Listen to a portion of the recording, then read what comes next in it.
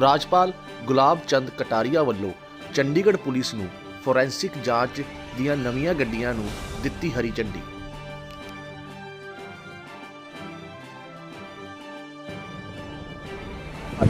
और अपराधी को सजा दिलाने में फॉरेंसिक लैब के द्वारा अगर कोई सैंपल उठाया गया है और उसका एनालिसिस ठीक हुआ है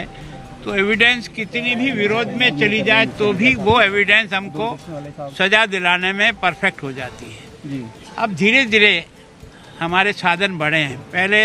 फॉरेंसिक लैब होती नहीं थी, अब फॉरेंसिक लैब भी होती है। अब मोबाइल फॉरेंसिक लैब के रूप में हमको ये गाड़ियाँ भी मिलती है ताकि मौके पर जितना जल्दी से जल्दी पहुंचा जा सकता है क्राइम होने के बाद, ताकि वहां तुरंत हम एविडेंस सही मिल सके। चंडीगढ़ के लिए 2 वाहन जरूरी है, तो मैं सोचता हूं 2 पहले से है, 2 और जाए 4। तो मैं सोचता हूं कि जितना क्विक और अब जिस प्रकार के 3 कानूनों को जिस ढंग से लागू कर रहे हैं और जिस ढंग से चंडीगढ़ ने पहल की है देश में सबसे पहले, और उसके कारण से इतना अभी तक इन 3 महीनों में जो कुछ भी केस दर्ज हुए और सजा जिसमें सुनाई गई है उसमें सजा का परसेंटेज बहुत अच्छा आ रहा है। इसका मतलब ये है कि वास्तव में अपराधी का सही आंकलन हो जाए, सही को सजा हो जाए तो अपराध पर अंकुश आएगा। सर इसके अलावा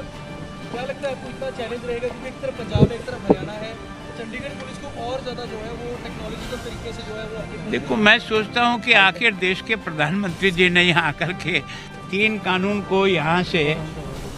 लागू किया है, जिस तरीके से लागू किया है, जो प्रेजेंटेशन हमारा उनके सामने पेश हुआ है,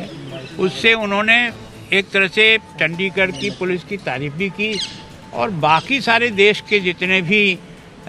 पुलिस के ऑफिसर हैं उनको यहाँ भेज करके कि चंडीगढ़ ने इन कानूनों को किस प्रकार से धरातल पर उतराया है, एविडेंस को किस प्रकार से कोर्ट के सामने जा रही है,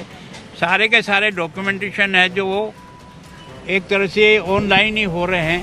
तो मैं सोचता हूँ परफेक्ट है, इसलिए आगे बढ़ रहा है। तो हमें अब हमारी जिम्मेदारी और बढ़ जाती है कि हम अपने आप को और ज़्यादा परफेक्ट करें ताकि हम वास्तव में जो हमने शुरुआत की है उसमें हम अगुवाई रहें।